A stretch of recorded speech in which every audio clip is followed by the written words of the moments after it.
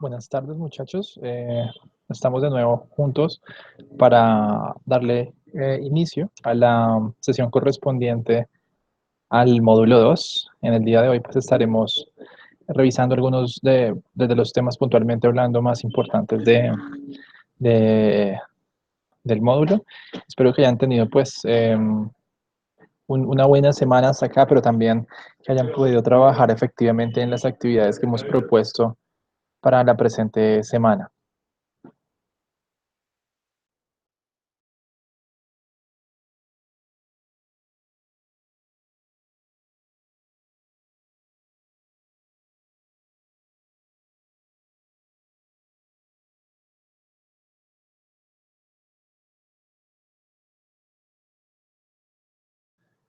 Bueno, como les decía entonces, en este módulo de esta semana, nosotros hemos estado abordando un tema bastante importante que es el presente continuo.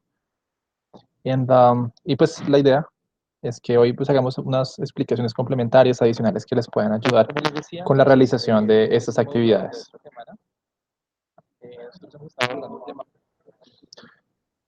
Okay, so as I said, today we're going to check one of these topics which are essential for the activities we have been working on during this week, and that topic is the present continuous.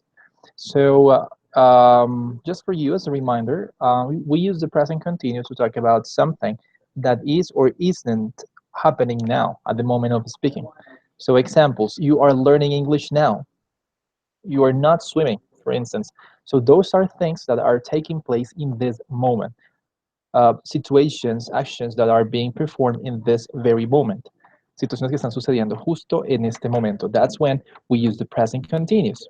So, for instance, when we want to make a sentence in present continuous using the affirmative structure, we have pretty much like this kind of situation. I am learning, for instance, I am learning in this moment today, or let's say, I am learning, you are learning, he, she, it is learning, we are learning, you are learning, and they are learning. Ese es el tipo de estructura que utilizamos en el presente continuo para hablar de acciones, de situaciones que se están llevando a cabo en este preciso instante. So that's pretty much how it works. When we use the negative form, which is different from the previous, we just have to add something else, which is the word not. So we don't say I am learning, but instead we have to say I am not learning, or I'm not learning, you are not learning, or aren't learning, and so on and so forth. That is how we create the present continuous. In the case of questions, what we do basically is to change the position of words. So as you can see here, instead of using the verb after the right after the pronoun, which is this is the verb, what we do instead is to put the verb at the beginning. So we have to say, is he learning? Él está aprendiendo, you see? So that is pretty much how it works. And same thing with the rest of the of the of the pronouns, like am I learning?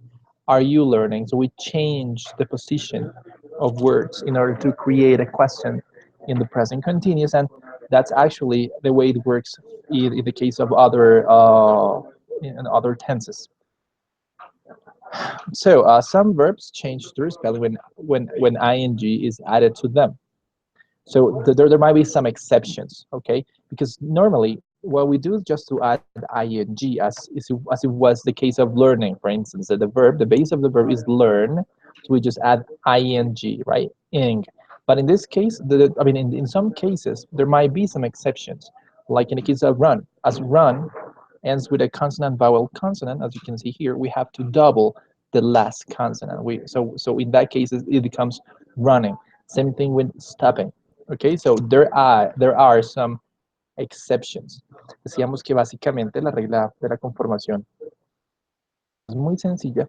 Lo que hacemos es tomar la base del verbo, por ejemplo, aprender, learn, ¿cierto? Muy sencillo. Y simplemente agregamos ing.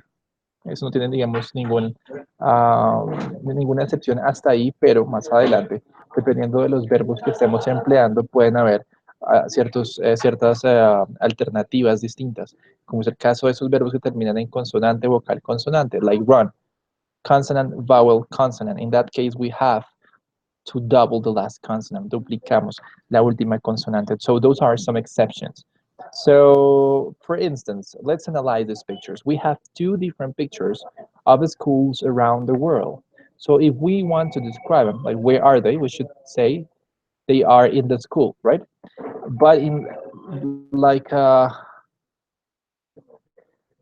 we could say, for example, give 1 second. In this case, we can say they are playing, right? Because that is something that is taking place in this moment. So those are some of the things that you have to write down. Do not forget that in the case of affirmative sentences, what we have to do basically is to add, ¿cierto? En el caso de los afirmativos, nosotros tenemos que dar cuenta siempre de dos cosas, básicamente. Por un lado, de la forma verbal que corresponda, que eso tiene que ver con el presente simple, que es algo que pues todos ya hemos estudiado y hemos venido trabajando ya por un tiempo. La conjugación apropiada, correcta del verbo to be en presente, ¿cierto? So, I am, you are, he, she or it is, we are, you are, they are. Ese es el primer paso. El segundo paso sería agregar ing a la base del verbo. No importa qué tipo de verbo sea, nosotros agregaríamos ing al final. Si es play, sería playing. En este caso, learn becomes learning.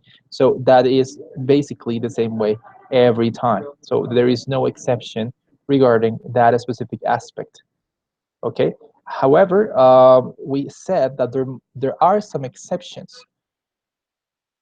Hay excepciones, decimos que simplemente agregamos ing al final del verbo y ya se convierte en presente continuo, pero cuando estos verbos tienen una combinación de consonante, vocal, consonante, como el verbo correr, run, ¿cierto? En ese caso duplicamos la última consonante y ahí sí agregamos el ing. So that is some sort of a exception in that case.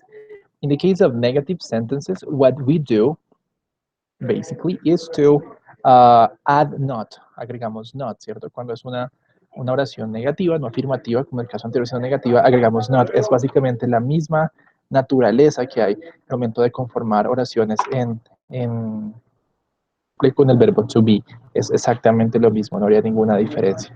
Y en el caso de las preguntas decíamos que la clave radica en cambiar el orden de las palabras, básicamente. Entonces, si en la afirmación básicamente tenemos el pronombre I, to be, que es am, y el verbo con ing, learning, ese es el orden en la afirmación. En las preguntas lo que hacemos es cambiar la posición del verbo. In this case, the verb is at the beginning. So the verb doesn't go right after I, but at the beginning. El verbo va al principio. I am learning se vuelve am I learning y la question mark, el signo de pregunta al final, and that is enough. So you guys, this is basically how the present continuous works.